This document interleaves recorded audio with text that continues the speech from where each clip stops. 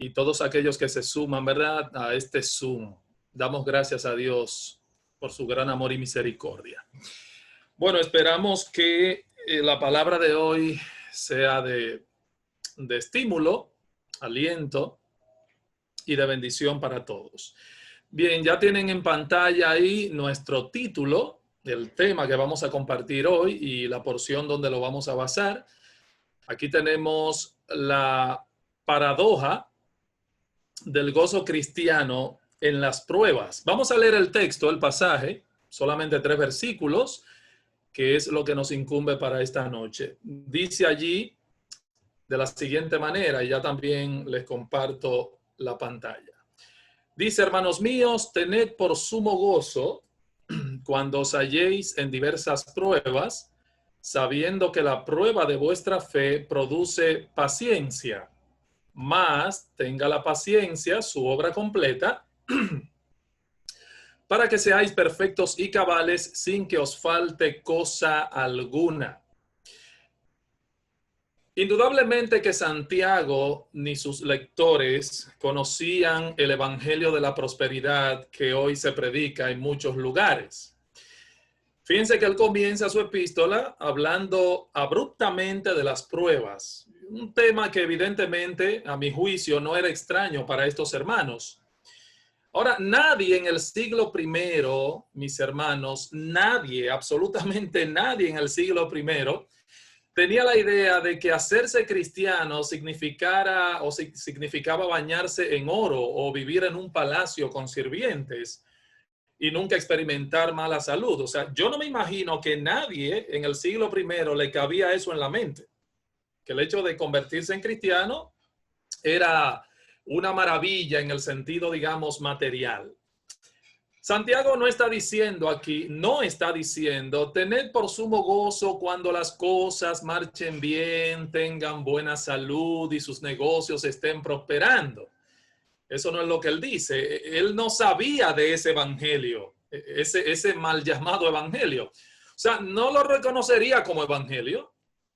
Y de escucharlo, hubiese dicho que era más bien una maldición que una bendición el que la iglesia se expusiera a semejante herejía o enseñanza. Antes bien, fíjense que apenas él da el saludo que introduce la semana pasada, él dice inmediatamente, tened por sumo gozo cuando os halléis en diversas pruebas. Vámonos con nuestro primer encabezado aquí. Y es el siguiente. Fíjense en pantalla, la actitud con que el cristiano enfrenta las pruebas es lo que marca la diferencia. La actitud con que el cristiano enfrenta las pruebas hace toda la diferencia en el mundo. Y este texto, mis hermanos, nos presenta que el cristiano debe enfrentar las pruebas con gozo. El cristiano debe enfrentar las pruebas con gozo. Allí se nos presenta lo que hemos denominado la sorprendente paradoja del gozo en medio de las pruebas. Yo creo que a lo largo de todas las épocas hay creyentes que se han mantenido victoriosos en Cristo en medio de las aflicciones y otros no. Unos transmiten un aire de victoria en medio de la aflicción, otros un espíritu de derrota. Unos manifiestan gozo en el Señor y otros un espíritu triste que carcome los huesos, por así decirlo. La pregunta que quiero hacerme en esta noche en base a este tipo de declaración es, ¿qué es lo que hace la diferencia? ¿Es que acaso el tipo de prueba que a unos le corresponde es diferente a la que le corresponde a otros? No, hermano, porque a ambos les acontece el mismo evento. Por ejemplo, los dos pierden el trabajo, los dos se enferman, a los dos le roban el carro, a los dos lo pueden atracar, los dos padecen pérdidas, los dos. Entonces, ¿qué es lo que hace la diferencia entre uno y otro? ¿Qué hizo Job sobresalir, digamos, sobre los demás de sus días? ¿O qué hizo Abraham, a José, a Moisés, destacarse. ¿Acaso es que sus dificultades fueron diferentes? No, hermano. Sus actitudes fueron diferentes. La fe de ellos era diferente. Ojo con esto, ¿eh? La actitud, repito, con que enfrentamos las pruebas por las que atravesamos en este mundo es lo que hace la diferencia entre una persona y otra. Eso es importante. Claro, eso no cambia las circunstancias, pero eso sí nos transforma a nosotros. O sea, la actitud con que enfrentamos las pruebas.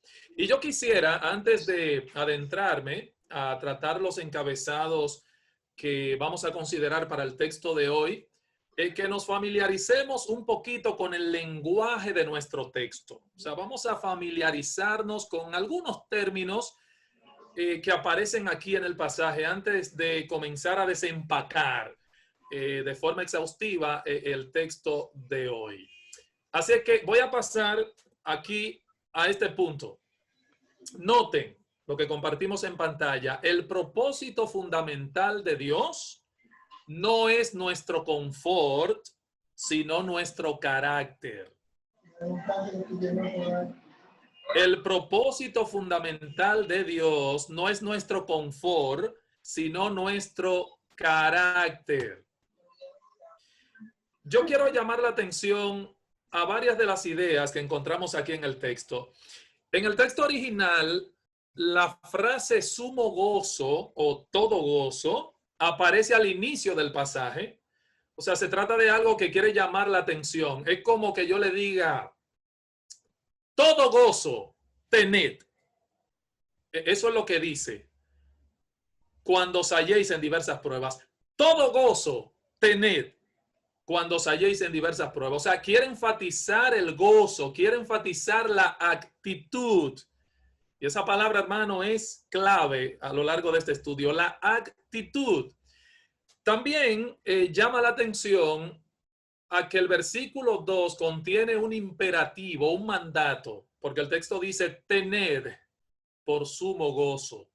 O sea que estamos tratando, hermanos, aquí con una orden divina que Dios nos ha dejado en esta porción de su palabra. Es una orden divina. Eso por un lado. También llamo la atención al término prueba que aparece aquí. El término prueba. Permítanme pasar aquí. Bien, palabras claves. Mírenlo ahí. He mencionado sumo gozo. Es todo gozo. Tened gozo cuando os halléis en diversas pruebas. He mencionado ya que se trata de un mandato, un imperativo, porque dice tened por sumo gozo. Y llamo la atención a la palabra prueba que aparece aquí. Hay que decir que es una palabra que dependiendo del contexto puede significar tanto prueba como tentación. Y de hecho nos vamos a encontrar en la misma epístola de Santiago con este término otra vez, pero de forma diferente. Entonces, bueno, que ustedes comiencen a entender que aquí la palabra prueba, dependiendo del contexto, puede significar tanto prueba como tentación. Tentación se incita al mal y generalmente se le atribuye a Satanás. Ahora, Dios no tienta al mal, pero Él sí nos prueba. Ojo con esto. O sea, el uso de esta palabra prueba depende del contexto, pero llegaremos ahí en su momento. Otro término, véanlo en pantalla, que debemos observar aquí, es la palabra fe. La palabra fe, que es precisamente lo que Dios prueba cuando nosotros atravesamos periodos de aflicción, según el versículo 3, porque, y vamos a llegar ahí, que dice, sabiendo que la prueba de nuestra fe, la prueba de nuestra fe. ¿Qué es lo que Dios prueba? Por medio de las pruebas, bueno, Dios purifica nuestra fe. Eso es importante. O sea, se trata de algo que va más allá de lo que nosotros vemos con nuestros ojos, hermano. Recuerden que la vida cristiana es una vida de fe.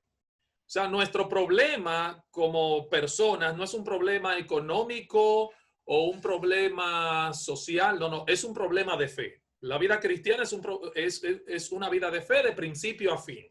Por la fe, Abel, por la fe Moisés, por la fe Ra, por la fe, Eso es lo que marca la diferencia. Entonces, Dios purifica nuestra fe porque se trata de algo que va más allá de lo que nosotros podemos ver con nuestros ojos.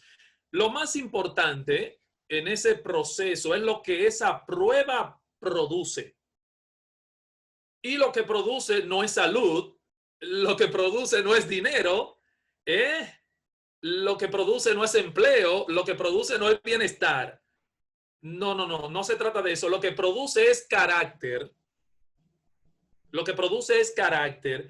O sea, cuando nosotros hablamos de fe, debemos entender que por la fe no damos valor, muchas veces, por falta de fe no damos valor a aquello que Dios le da valor. O sea, si por la fe no damos valor, repito, a aquello que Dios da valor, sería imposible experimentar el gozo en la aflicción del que vamos a hablar en esta noche. Por fe andamos, no por vista. No mirando nosotros las cosas que se ven, y el contexto son aflicciones, son pruebas, allí en 2 de Corintios 4:18. No mirando nosotros las cosas que se ven. ¿Qué es lo que se ven? Bueno, los problemas, las aflicciones, lo que estamos pasando ahora mismo. ¿Ah? Sino lo que no se ve. Porque las cosas que se ven son temporales. Todo pasará. Ahora, lo que no se ve es eterno. La fe. Importante. Y un último término clave, véanlo en pantalla de nuestro pasaje, es la palabra paciencia. La palabra paciencia. O sea, poder permanecer bajo presión. Esa es la idea. Ese es otro texto clave que en su momento también estaremos observando, sabiendo que la prueba de vuestra fe produce paciencia. Solamente quería familiarizarles un poquito, ¿no?, con el lenguaje que nuestro texto va utilizando para abrirles un poquito el apetito ahí y motivarlos. Ahora quisiera tratar algunos puntos con ustedes y el primero es el siguiente. Véanlo en pantalla. El plan de Dios para sus hijos incluye pruebas y sufrimientos. Qué duro suena, pastor, eso. Lo repito. El plan de Dios para sus hijos incluye pruebas y sufrimientos.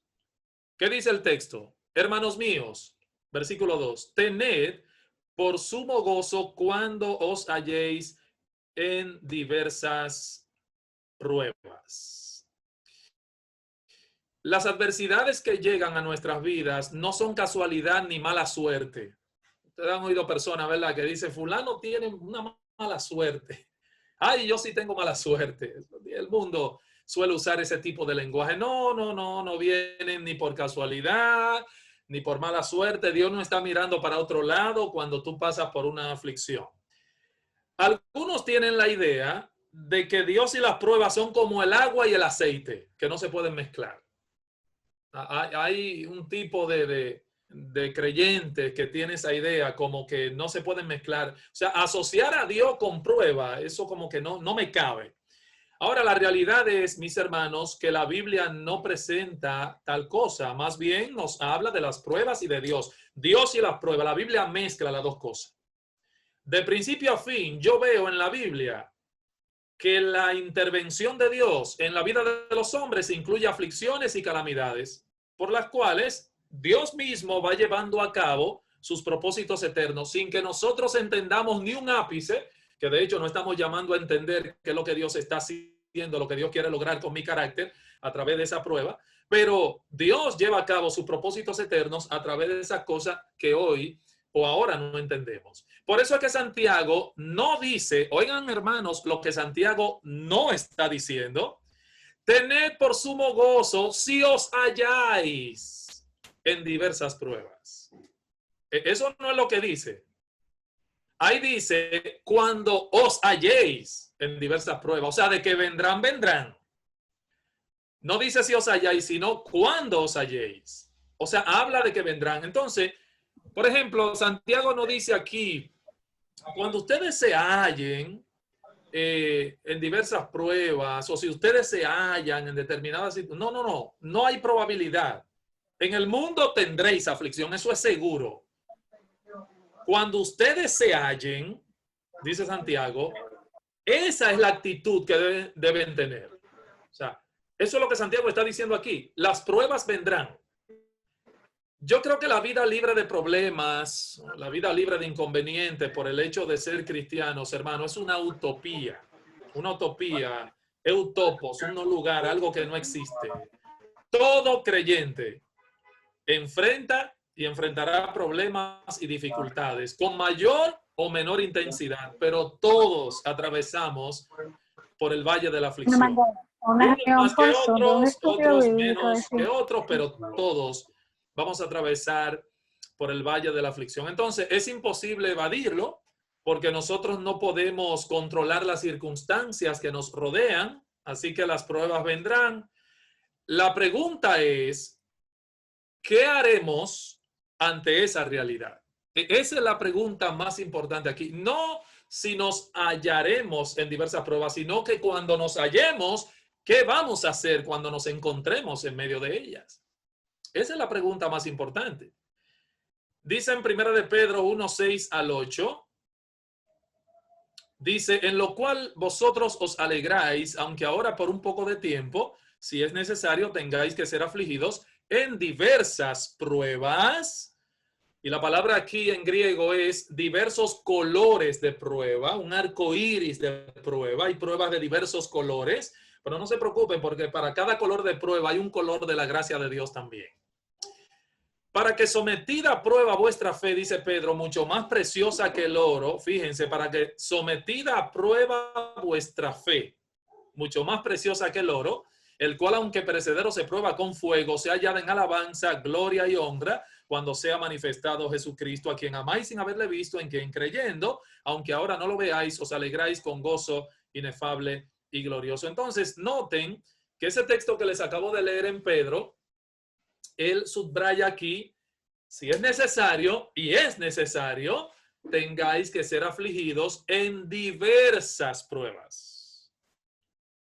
Y cuando es necesario, amados hermanos, Dios las envía y llegan a nosotros para producir el fruto que veremos en un momento en este estudio de Santiago. Es con un propósito que llegan las cosas a nuestra vida, no por casualidad. Bien, otra cosa que la frase nos enseña aquí es que nosotros no debemos andar buscando los problemas. Lean bien, hermanos, una vez más. Tened por sumo gozo cuando os halléis, literalmente cuando caigáis en ellas. No hay que andamos buscando los problemas de gratis. O sea, ojo con esto, ¿eh? O sea, yo no me busqué esa prueba de gratis. No. Yo no me busqué la persecución, sino que esas cosas vinieron a mi vida en la providencia del Señor. O sea, que eso es importante. Cuando os halléis en diversas pruebas, no cuando tú la buscaste. No debemos andar buscando, ¿verdad?, las pruebas o la persecución por estarnos metiendo en problemas. No. Ahora, si el Señor, ¿verdad?, nos permite entrar, pasar por alguna prueba, esa es otra cosa. A veces no ganamos los problemas, hermano, ¿eh? No es de eso que está hablando Santiago aquí. El texto también habla de diversas pruebas y ya les dije que literalmente significa pruebas de diversos colores. Algunas son más oscuras, otras son un poco más claras, pero son pruebas. Es así, las pruebas pueden venir en una gran variedad de formas y circunstancias, ¿ok? Entonces Dios toma nuestra vida cristiana muy en serio y eso es importante, el hecho de que nuestra fe sea genuina o no. Yo creo que es algo serio, por eso es algo que debe ser probado. Vamos a ilustrarlo. Ustedes saben que las cosas valiosas son sometidas a prueba.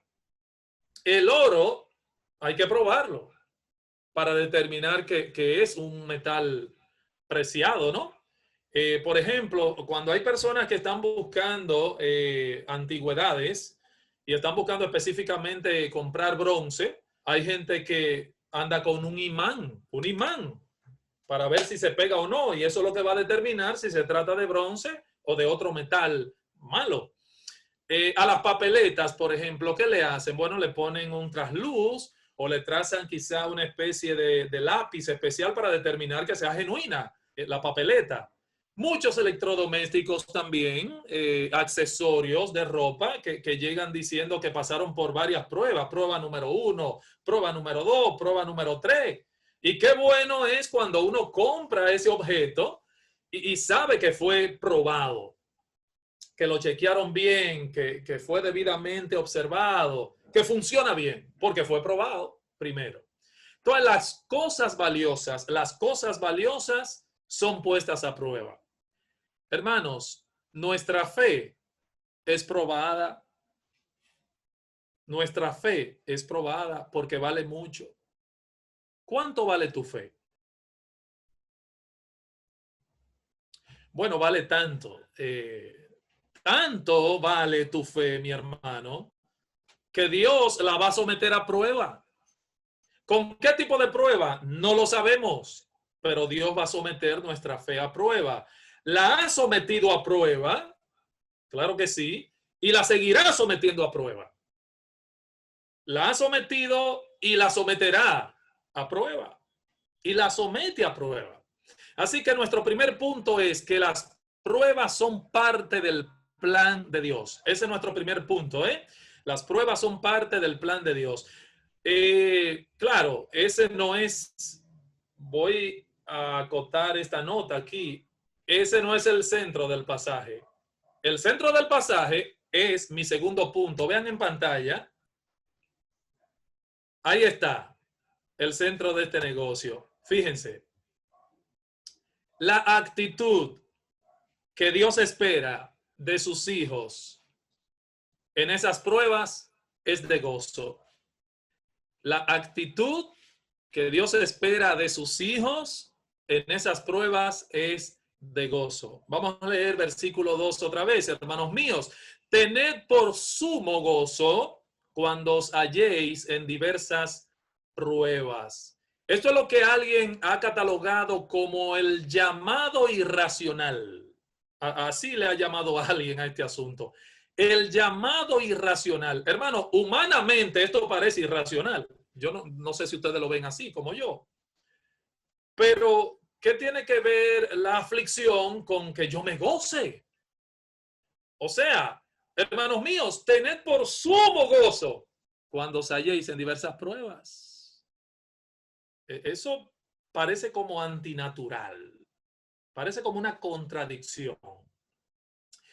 Tener gozo en algo que me causa dolor, gozo en el dolor, está raro eso. Debo decir que las personas a las que Santiago escribe en algún momento de sus vidas habían sido dispersadas y posiblemente dispersadas e incluso despojadas de sus hogares, de sus posesiones. Según la epístola, ustedes verán más adelante, a medida que vayamos estudiando más adelante, ya en otros miércoles, se van a dar cuenta que, según esta carta, muchos estaban siendo explotados por los ricos, eso lo veremos en el capítulo 5, llevados a juicio injustamente, eran menospreciados por creer en el Señor. Y hermanos con problemas de esa índole, es que Santiago le da el mandamiento, el imperativo, y la razón que hay detrás del mandamiento. Hermanos míos, abruptamente él arranca así su epístola prácticamente. Tened por sumo gozo cuando os halléis en diversas pruebas. A propósito, en la que ustedes se encuentran ya. No bien comienza la carta, le da este mandamiento. No bien comienza la epístola y está exhortándoles a tener gozo en medio de la aflicción. Eso debe llamar nuestra atención. Un comienzo raro y extraño. Pero lo tenía tanto en su corazón, mis hermanos. Era tan necesario para sus oyentes que fue así como comenzó a escribir. Yo me pregunto, ¿acaso estaba siendo un insensible Santiago con personas que habían pasado por tantas aflicciones? ¿O era acaso que Santiago era una persona que estaba desconectado de la realidad, viviendo quizás en una nube allá arriba mientras los demás sufrían aquí? Yo no creo eso. Santiago había vivido en carne propia las persecuciones y las penurias de la iglesia de Jerusalén. Recuerden, hermano, que hablamos de que la iglesia de Jerusalén fue esparcida, hubo una persecución, Hechos capítulo 8, allá lo pueden ver, en el capítulo 9 también, en el contexto de la persecución de Saulo de Tarso allí. Entonces, a partir de la muerte de Esteban, ahí en Hechos capítulo 8, la iglesia sufrió gran hostilidad. Recuerden que Santiago era líder, una columna de la iglesia allí en el concilio de Jerusalén. Entonces, era tan fuerte eso que muchos tuvieron que trasladarse a otros lugares por esa persecución. El mismo Santiago, repito, sabía lo que era sufrir ese tipo de persecución en carne propia. Entonces, cuando él escribe este mandamiento, él escribe pastoralmente una exhortación que estos hermanos necesitaban escuchar. Y lo que hace no es otra cosa que repetir lo que su Señor, su Maestro, Jesucristo mismo, había antes enseñado. ¿Dónde? Mateo capítulo 5. Vean ahí en nuestra pantalla Mateo 5:10. Santiago lo que está haciendo es replicando o repitiendo más bien, reproduciendo la enseñanza de su Señor. Jesús dijo en Mateo 5:10, en el Sermón del Monte, bienaventurados los que padecen persecución por causa de la justicia, porque de ellos es el reino de los cielos. Bienaventurados sois cuando por mi causa os vituperen, os persigan y digan toda clase de mal contra vosotros, mintiendo. Gozaos, gozaos y alegraos, porque vuestro galardón es grande en los cielos, porque así persiguieron a los profetas que fueron antes de vosotros. ¿Qué es lo que está haciendo Santiago en su carta?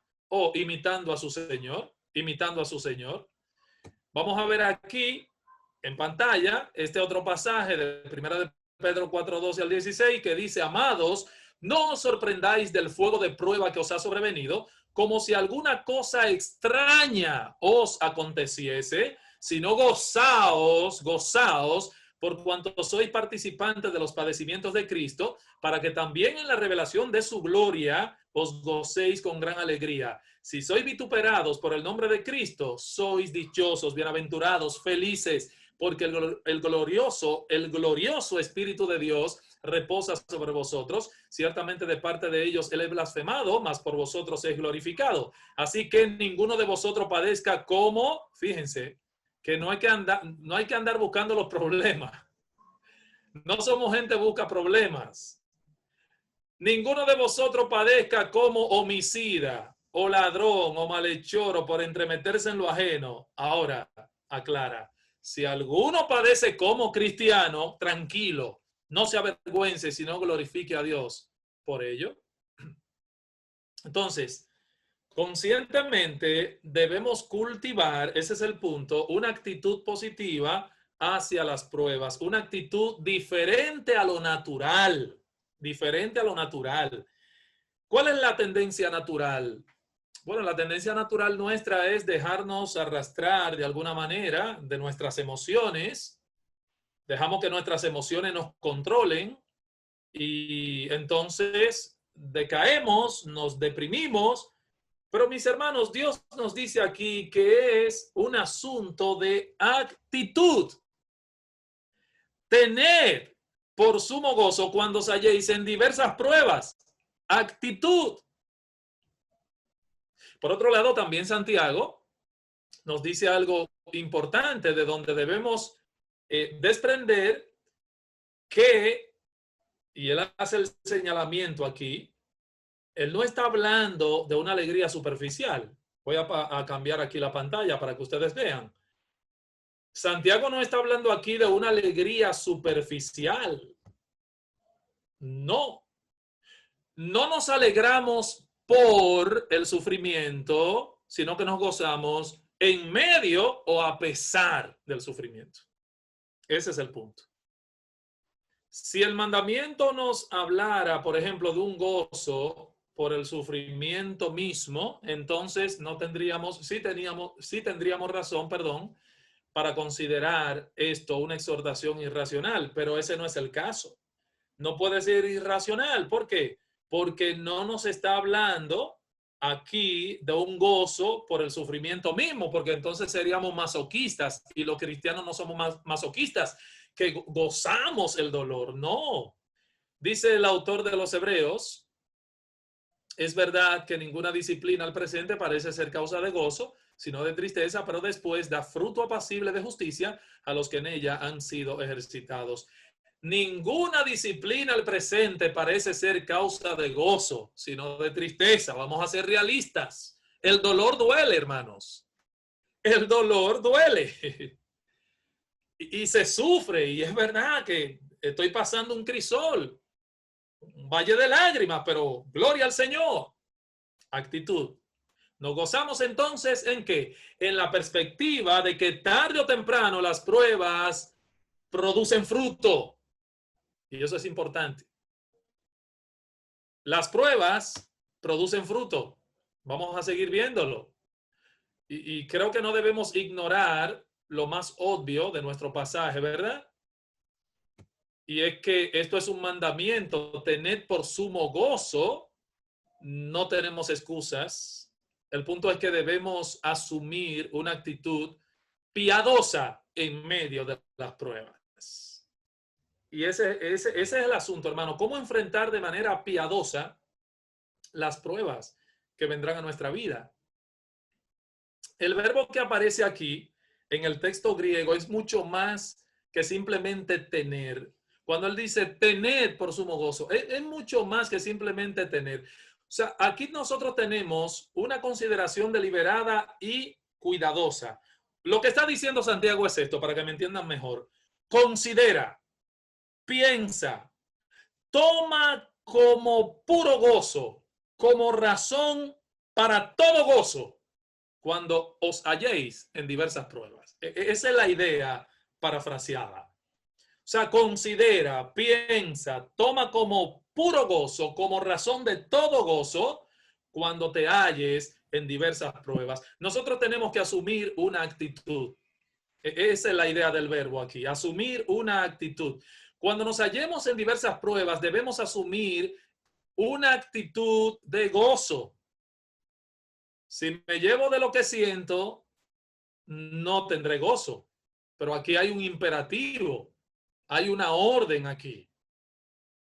Yo veo aquí algo que hay que hacer y hay que asumir una actitud de sumo gozo en medio de las circunstancias. Bueno, Pastor Monegro, está difícil eso. Está difícil. Bueno, Dios lo manda aquí. Claro, Dios nos dará la capacidad para hacerlo y de hecho debemos orar a Él que nos dé la capacidad. Que nos dé la capacidad.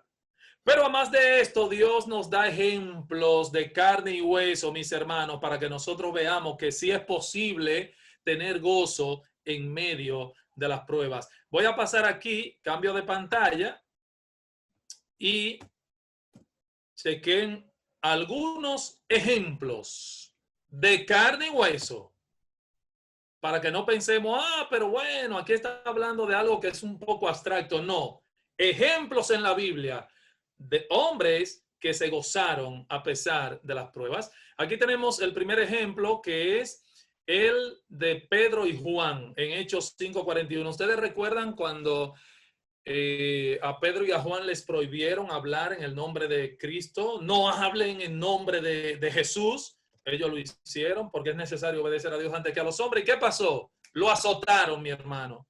Lo azotaron. Dice en Hechos 5:41, y ellos salieron de la presencia del concilio, ¿cómo? Ay, lamentándose, wow, pero no podemos seguir en esto, no vamos a seguir predicando. No. Ellos salieron de la presencia del concilio gozosos, gozosos de haber sido, ¿qué? Librados. No, de haber sido tenidos por dignos de padecer afrenta por causa del nombre. ¡Qué glorioso, Pedro! Que nosotros, o sea, se nos ha dado el privilegio no solamente de que creamos en él, sino de que padezcamos por él, como dice Pablo a los filipenses. Os ha sido concedido, qué privilegio, sufrir y padecer es paradójico, padecer por la causa del Señor. Ellos no se estaban gozando en el dolor, ojo, en sí mismo, no se estaban gozando en el dolor, eso sería masoquismo. Ellos estaban gozando en el privilegio que Dios les había dado de sufrir por la causa de Cristo. ¡Qué privilegio! Tened por sumo gozo. Ellos tuvieron por sumo gozo esto. El otro ejemplo que tenemos aquí está en 2 de Corintios capítulo 7 versículo 4, que es el ejemplo del apóstol Pablo. Dice: mucha franqueza tengo con vosotros, mucho me glorío con respecto de vosotros, lleno estoy de consolación. Noten ahora: sobreabundo de gozo en todas nuestras tribulaciones. El ejemplo de Pablo. Miren este otro texto, cambio de pantalla. En la carta a los Corintios, fíjense lo que Pablo dice allí. Dice: y me ha dicho, esto fue, recuerden, cuando el aguijón, que Pablo rogó 3 veces al Señor: quítame el aguijón, y el Señor no le quitó el aguijón y le dijo: bástate mi gracia, porque mi poder se perfecciona en la debilidad. Por tanto, dice Pablo, de buena gana me gloriaré, más bien en mis debilidades, para que repose sobre mí el poder de Cristo, por lo cual, por amor a Cristo, ¿qué? Me gozo, dice Pablo, en las debilidades, en afrentas, en necesidades, en persecuciones, en angustias, porque cuando soy débil, entonces soy fuerte. Eso dice el apóstol Pablo. Tremendo. Voy a cambiar. Otro pasaje que se encuentra en Filipenses 2:17 dice: y aunque se ha derramado en libación sobre el sacrificio y en vuestro servicio de vuestra fe, me gozo y regocijo con todos vosotros. Me gozo y me regocijo. Colosenses 1:24. Ahora me gozo. ¿Por qué, Pablo? Porque tengo la nevera llena, porque tengo buen sueldo, porque estoy viviendo cómodo en una mansión. Ahora me gozo en lo que padezco por ustedes. Y cumplo en mi carne lo que falta de las aflicciones de Cristo por su cuerpo, que es la iglesia. Fíjense cómo lo consideró, hermanos, como un privilegio. Un privilegio. Y vean lo que dice aquí, cambio de pantalla. El ejemplo de los hebreos dice: porque de los presos también os compadecisteis, y el despojo de vuestros bienes sufristeis con amargura. No, lo subrayé ahí en pantalla. Y el despojo de vuestros bienes sufristeis con gozo, sabiendo actitud, que tenéis en vosotros una mejor y perdurable herencia en los cielos. Que lo de aquí, hermano, es nada lo que yo pueda perder de aquí comparado con el gozo de saber que tengo una herencia incontaminada, inmarcesible, eterna, reservada en los cielos para mí. Hermano, alza tu vista, levanta tus ojos de esta tierra. Esto es temporal, esto es pasajero. Como son de pasajeras las aflicciones, porque no serán para siempre. El Señor da juntamente con la tentación la salida para que podamos soportar. Entonces, ¿cuál es la opción más bien que nos presenta el Espíritu de Dios aquí? Gozo en medio de la aflicción. Y punto. Eso es todo. No hay más opción. Gozo en medio de la aflicción. Punto. ¿Qué haremos nosotros entonces? Bueno, tenemos el mandamiento, tenemos el ejemplo bíblico, ya se los acabé de dar, el ejemplo bíblico de otros, tenemos el ejemplo de creyentes a nuestro alrededor. ¿Cuál es nuestro deber? Asumir esa actitud piadosa en los diferentes tipos de pruebas que enfrentamos. Y hermanos, el abanico puede ser muy amplio. Enfermedades, dificultades financieras, ¿verdad? Soledad, problemas familiares, frustraciones, muertes, pérdida de un ser querido, condiciones difíciles de trabajo, problemas con un vecino, sea lo que sea, en todas esas pruebas, ¿cuál debe ser nuestra actitud? Debe mostrar un gozo que corresponda con lo que el Señor nos manda. Todo gozo para las diversas pruebas. Esa es la exhortación irracional, entre comillas. Esa es la exhortación irracional, antinatural, porque esto no es natural. Esto tiene que ser algo sobrenatural, con la fuerza que nos da el Espíritu de Dios. Esa es la exhortación irracional, entonces, humanamente hablando, claro que sí. Entonces, Dios quiere que tengamos una actitud correcta cuando nos encontremos en medio de las pruebas. Voy a cambiar la pantalla a este punto. Noten, hermanos, lo que menciono aquí. El sostén de ese gozo, ¿cuál es? Bueno, que las pruebas no son infructuosas. Eso es lo que sostiene ese gozo. El hecho de que las pruebas no son infructuosas. ¿Cómo así, pastor? Bueno, la racional detrás de este gozo viene de saber que esas pruebas tienen una función o un valor espiritual. Tú tienes que ver más allá, no con los ojos de la carne, tiene que ver con los ojos de la fe. O sea, no son inútiles, no son en vano, ¿ok?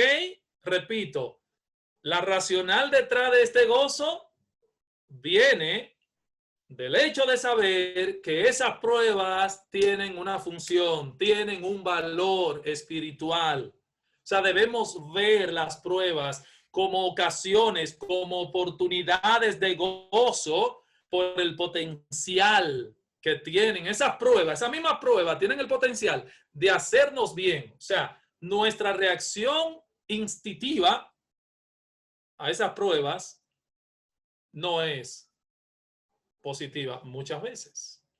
Entonces, para que nuestra reacción sea positiva, ¿qué tenemos que hacer? Bueno, tenemos que considerar y pensar, pero no solo considerar y pensar, es considerar y pensar a la manera de Dios, a la manera de Dios, con el filtro de la palabra de Dios. Ay, hermano, todo nuestro problema radica ahí cuando nos desenfocamos en medio del problema. Cuando hay un desenfoque, ya estamos en la carne, estamos pensando mal, como humanos, como personas que no tienen el espíritu. Para que nuestra reacción sea positiva, tenemos que considerar y pensar, pero no solamente limitarnos a considerar y pensar, sino considerar y pensar a la manera de Dios. Versículo 3, sabiendo que la prueba de vuestra fe produce, ¿qué cosa? Paciencia. ¿Cuál es el primer paso? El primer paso es entender que la prueba de nuestra fe produce algo. ¿Qué es lo que produce?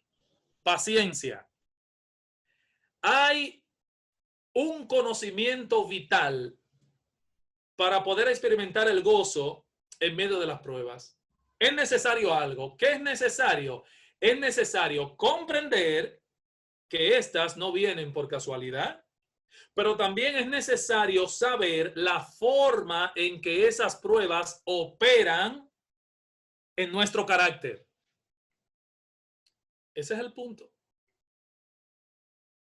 ¿Cómo esa prueba va a moldear mi carácter para ser un cristiano más fuerte, mejor? Paciencia. ¿Cuál es la idea de paciencia aquí?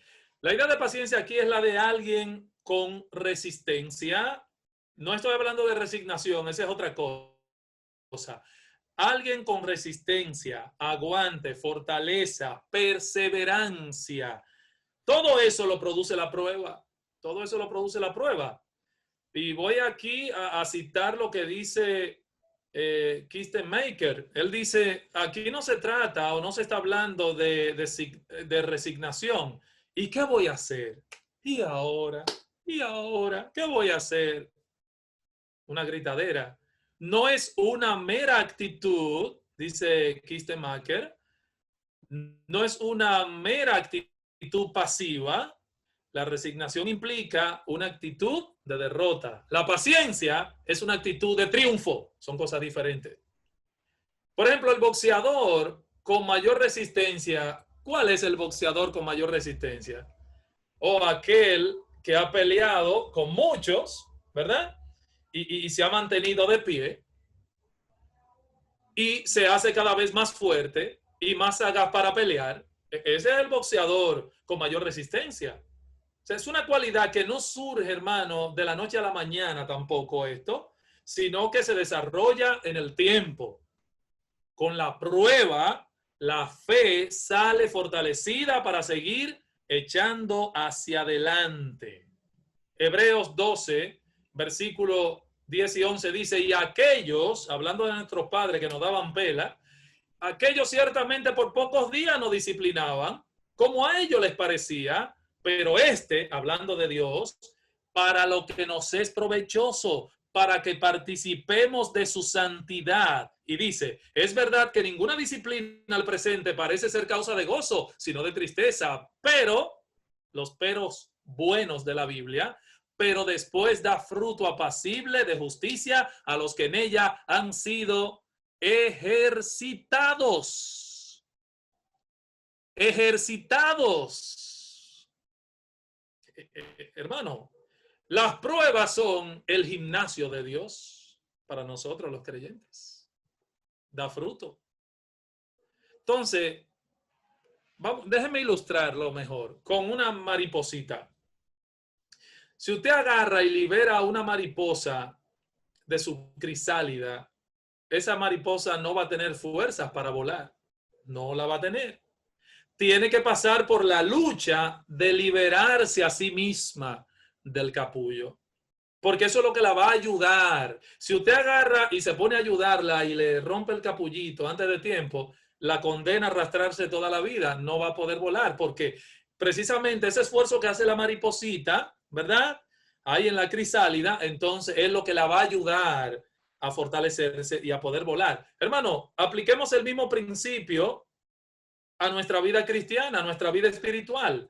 Todos podemos nutrirnos de las experiencias de los demás, pero nada se puede comparar con el impacto que nuestras propias pruebas tienen sobre nosotros. Y aquí tiene una experiencia personal de lo que me están mirando y escuchando.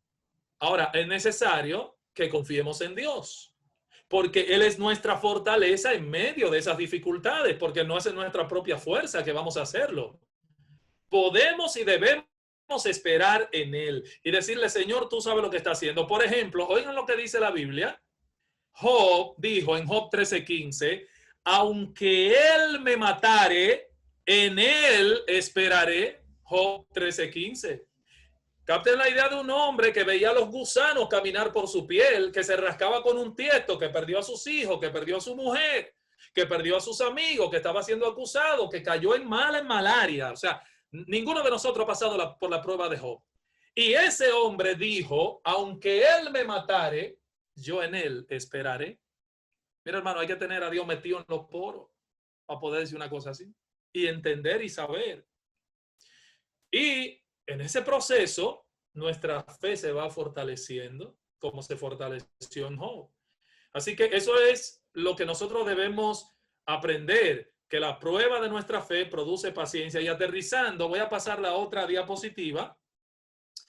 Hermanos, vean bien lo que dice ahí. La paciencia produce madurez. Esto es lo último que debemos ver aquí, brevemente. Lo segundo es que debemos entender que la paciencia produce madurez. Versículo 4, mas tenga la paciencia su obra completa para que seáis perfectos y cabales sin que os falte cosa alguna. O sea, esa paciencia obtenida en la prueba no es el fin en sí mismo, no es un fin en sí mismo, no. La meta final de las pruebas es otra. O sea, no se queda con la paciencia, va más allá. Fíjense que nuestra versión Reina Valera utiliza dos palabras distintas, que son la palabra completa y perfectos. O sea, realmente en el texto griego la misma palabra significa igual. La Biblia de las Américas para mí es más consistente en este sentido, porque dice, y que la paciencia ha de tener su perfecto resultado para que seáis perfectos y completos sin que os falte cosa alguna. Claro, es obvio que Santiago no me está diciendo aquí que la perfección pueda ser lograda aquí en la tierra por nosotros, jamás. De este lado de la eternidad cargamos un cuerpo que se daña y somos seres imperfectos. Esa no es la idea. El uso más evidente del término perfecto que usa aquí en el contexto es madurez. Madurez, cuando la paciencia hace su obra completa en el proceso de la prueba por la que tú y yo atravesamos, eso nos conduce a ser creyentes más maduros, a conocer más a Dios. La madurez. ¿Qué es la madurez? Es el carácter piadoso que va asimilando las diferentes virtudes cristianas. Esa es la idea. Eso es ser maduro. Un cristiano maduro no es necesariamente el que tiene más tiempo en la fe. No. Es el que ha integrado a su vida. Oiga esto bien. El cristiano maduro es aquel, no que tiene 30 años en el evangelio, es el que ha sabido integrar a su vida la mayor presencia de virtudes que componen el fruto del espíritu. Ese es un cristiano maduro. Alguien puede tener bondad, por ejemplo, pero no tiene fe o no tiene templanza. ¿Cierto? La idea bíblica de crecimiento espiritual es crecer en todas esas virtudes. Sin esas aflicciones, entonces, hermano, habrá impurezas e inmundicias que van a permanecer con nosotros. Y Dios usa eso para limpiarnos. Y Dios las quita de nosotros. ¿Por qué? Por medio de las providencias aflictivas. Romanos 5, versículo 3, dice, y se lo puse ahí en pantalla ahora, Romanos 5, 3, dice, y no solo esto, sino que también nos gloriamos en las tribulaciones, sabiendo que la tribulación produce paciencia y la paciencia carácter probado, y el carácter probado, esperanza. Claro que todas esas cosas no se producen de la noche a la mañana. De hecho, la definición misma de paciencia o perseverancia lo implica. La prueba produce paciencia y la paciencia lleva su obra completa. Pero para ello se necesita tiempo, mis hermanos. Hay que trabajar con nuestro carácter, con la ayuda y dependencia de Dios y el Espíritu Santo. Es lo que pasa, por ejemplo, con una fractura. Con una fractura, ¿qué sucede? Que para que una fractura sane de manera adecuada, el paciente debe esperar el tiempo recomendado por el médico. No te quites el yeso antes de tiempo, porque va a tener problemas. Es conforme el médico te haya prescrito. Entonces, de la misma manera, nosotros no debemos interferir con las órdenes que el médico de nuestras almas nos está dando. ¿Para qué? Para ayudarnos a crecer en ese proceso. Oigan lo que dice el Salmo 138, verso 8. Jehová cumplirá su propósito en mí. Tu misericordia, oh Jehová, es para siempre. No desampares la obra de tus manos. O sea, Jehová cumplirá, mi hermano, su propósito en ti. Dios sabe cómo está trabajando contigo, conmigo, con aquel hermano, con aquella hermana. Dios cumplirá su propósito en mí. Él irá llevando a cabo su obra poco a poco, pero en su debido tiempo, no en el nuestro. Conclusión. ¿Qué es entonces lo que produce madurez? ¿Las pruebas? No. Las pruebas lo que producen es paciencia. Lo que lleva a la madurez es la paciencia. Eso es lo que el texto está diciendo. En tiempos de pruebas debemos practicar, dice Ken Hughes, en tiempos de pruebas debemos practicar la fortaleza espiritual. En la medida en que perseveramos en diversas pruebas, estrechez económica, desalientos, críticas, presiones domésticas, persecución de fe, de nuestra fe, enfermedades, las múltiples facetas de nuestro ser son tocadas por la gracia. Hermano, la idea es esta: no te quites el yeso antes de tiempo. Deja que Dios haga su trabajo, que Él sabe lo que está haciendo. Debemos permitir que la paciencia obre en nosotros, o sea, no ser un obstáculo para que eso se lleve a cabo. Y así como los músculos se fortalecen por la resistencia a que los sometemos, así también nosotros nos fortalecemos cuando sabemos atravesar esas pruebas y esas aflicciones con la debida actitud. Así que debemos producir esas perlas por medio de las dificultades. Esas son, hermanos, las perlas que se producen. la ostra. ¿Por qué se produce la perla en la ostra? Esa perla que vale tanto es un arenazo que le entra a la ostra cuando se abre. Se abre, usted la ha visto, la ostra, ¿verdad? En el mar, que se abre así. El arenazo la hace llorar y esas lágrimas que llora la ostra es lo que produce esa perla.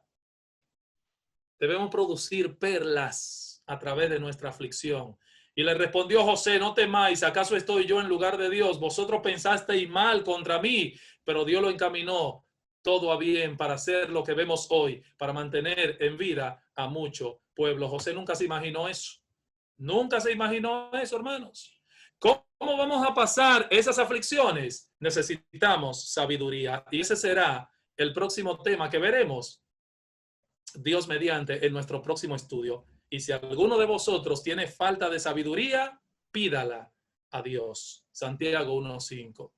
Y ahí nos quedamos. ¿Quieren ustedes saber cómo se logra esto? Ahí lo veremos, si Dios quiere. Mientras tanto, que el Señor le fortalezca y nos bendiga con estas palabras. Adelante, pastor. Es donde nosotros podemos aprender a confiar